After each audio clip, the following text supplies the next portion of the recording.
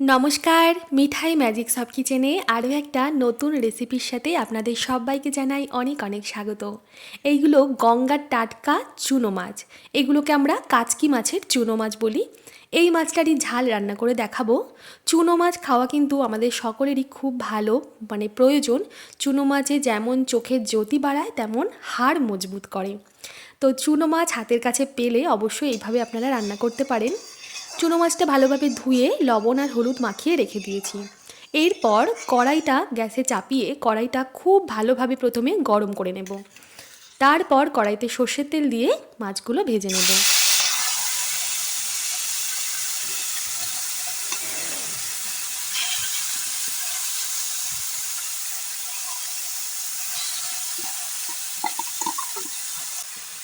মাছ ভাজার সময় সবসময় খেয়াল করব যাতে কড়াইটা আগে খুব ভালোভাবে গরম হয়। কড়াই থেকে যখন ধোঁয়া উঠবে তখন আমরা দিয়ে দেব কড়াইতে সর্ষের তেল। তাহলে তেলটাও অটোমেটিক কড়াইয়ের সংস্পর্শে এসে গরম হয়ে যাবে। এরপর তেলটা কড়াইয়ের চারিদিকে ছড়িয়ে দেব, যাতে মাছ যেখানে যেখানে লেগে থাকবে সেখান থেকে যেন খুব সহজেই উঠে যায়। দেখুন, আমি যেহেতু কড়াইয়ের চারিদিকে তেলটা ছড়িয়ে দিয়েছি, তাই জন্য মাছগুলো একটু খুন্তির সাহায্যে খোঁচা দিতেই উঠে যাচ্ছে। এইভাবে চুনো মাছগুলো হাই ফ্লেমে ভেজে নিতে হয়। এইভাবে মাছ ভাজলে একটা মাছও ভাঙবে না, আর একটা মাছ আর একটা মাছের গায়েও লাগবে না। একটু আঁচটা বাড়িয়ে মাছগুলো ভালোভাবে ভেজে নেব। মাছ কড়াইতে দেওয়ার সাথে সাথে খুন্তি দেব না, এক পিঠ ভালোভাবে ভাজা হলে তারপর খুন্তির সাহায্যে এপিট ওপিট করে ঝুরঝুরে করে ভেজে নেব। দেখুন, মাছগুলো পুরো ঝুরি ভাজার মতো ঝুরঝুরে করে ভাজা হয়েছে। আপনারা চাইলে এইভাবে কড়কড়ে করে মাছ ভেজে ডালের সাথে ভাতের সাথে খেতে পারেন, শুধু মুখেও খেতে পারেন, খুব ভালো লাগে। দেখুন, যেন মনে হচ্ছে পেঁয়াজের বেরেস্তা ভাজা হয়েছে, এই রকম মাছটা সুন্দর করে ভাজা হয়েছে। এইভাবে মাছ ভাজলে মাছ থেকে কোনো আষ্টে গন্ধ বেরোবে না, আর ঝোলে মাছটা দেওয়ার পর মাছটা খেতে ভালো লাগবে। মাছ ভাজা হয়ে গেছে, এবার একটা পাত্রে ভাজা মাছগুলো তুলে রাখছি। ওই কড়াইতেই রান্নার জন্য পরিমাণ মতন সর্ষের তেল দিয়ে দিলাম ফোড়নে কালো জিরে আর কাঁচা লঙ্কা। কালো জিরে কাঁচা লঙ্কাটা একটু ভাজা হয়ে গেলে দিয়ে দেব কুচিয়ে রাখা পেঁয়াজ। আমি পেঁয়াজটা একটু মোটা করে কুচিয়েছি, কারণ আমি এই মাছটাতে আলু ব্যবহার করব। একটু আলু কেটে রেখেছি ঝিরিঝিরি করে। তো আলু আর পেঁয়াজটা যাতে একসাথেই ভাজা হয়ে যায়, ওই জন্য পেঁয়াজটা একটু মোটা করে কেটেছি।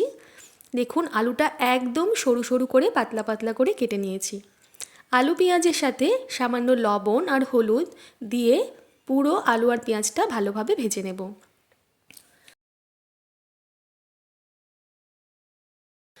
রান্নায় যতটা লবণ প্রয়োজন এখনই দিয়ে দেব। একটু খেয়াল রাখবো, আমি মাছ ভাজাতেও লবণ দিয়েছি, সেইটা বুঝে আমি রান্নায় লবণটা দিলাম, দিয়ে হলুদও দিয়ে দিলাম। খুব বেশি মশলা এই রান্নায় ব্যবহার করা নাও যেতে পারে, না দিলে বেশি মশলা খেতে ভালো লাগবে। দেখুন, আলু পেঁয়াজ মোটামুটি অর্ধেকেরও বেশি যখন ভাজা হয়ে যাবে, তখন দিয়ে দিচ্ছি কুচিয়ে রাখা টমেটো। টমেটোটা একটু বেশি করে দিলে টক টক খেতে খুব ভালো লাগে।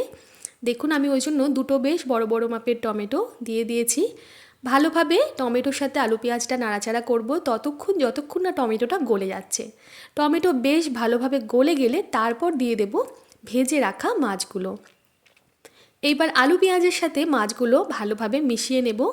আপনারা চাইলে এই অবস্থাতেও আপনারা খেতে পারেন, ভালো লাগে খেতে।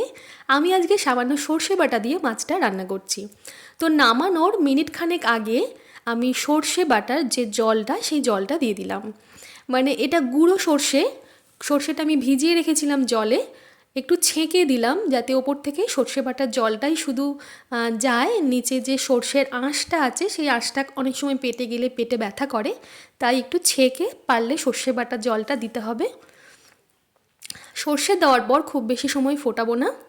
সর্ষে দিয়ে 1 মিনিট ফুটিয়ে গ্যাসটা বন্ধ করে ঢাকা চাপা দিয়ে নিজের মতন করে রান্নাটা হতে দেব।